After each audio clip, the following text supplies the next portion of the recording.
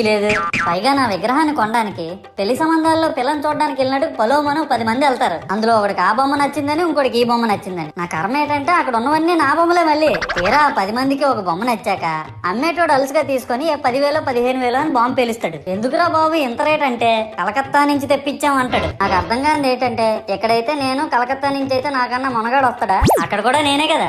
ఇలా నన్ను బజార్లో పెట్టి బేరం ఆడి నా మొహానికి ముసుగేసి వ్యాన్ ఎక్కిస్తారు. ఆ వ్యాన్ డ్రైవర్ గాడు నేనున్నానని కూడా చూడకుండా ఏదో ఆలోచించుకుంటూ డ్రైవ్ చేస్తా గతకల్లో గబ్బి గుబ్బి అని తించేసి నా కాల్లో చెయ్యి ఎరగొట్టేస్తాడు. ఈ విషయం చందాలు ఇచ్చిన చిన్నోళ్ళకి తెలిస్తే మళ్ళీ ఇరిగిపోయిన బొమ్మ పెట్టకూడదని ఏ బొమ్మ రాసి కవర్ చేసేస్తారు. సరేలే జరిగిందేదో జరిగింది, నా భక్తులే కదా కూల్ బ్రో అని చిల్లయ్యే లోపు నన్ను పందిర్లో పెట్టి ముసుగు తీసి నాకన్నా పొడుగున్నే సౌండ్ బాక్సులు 2 నా చెవుల పక్కన పెట్టి డీజే గణేష్ బ్రో అని చెప్పి నా పాటలను కూని చేస్తారు. సరేలే పిల్లలు కదా ఇప్పుడు కాకపోతే ఎప్పుడు ఎంజాయ్ చేస్తారు, కాసేపట్లో పూజ స్టార్ట్ చేస్తారని వెయిట్ చేస్తా ఉంటే ఆ 5 రూపాయల వ్రతకల్పన బుక్ చూస్తే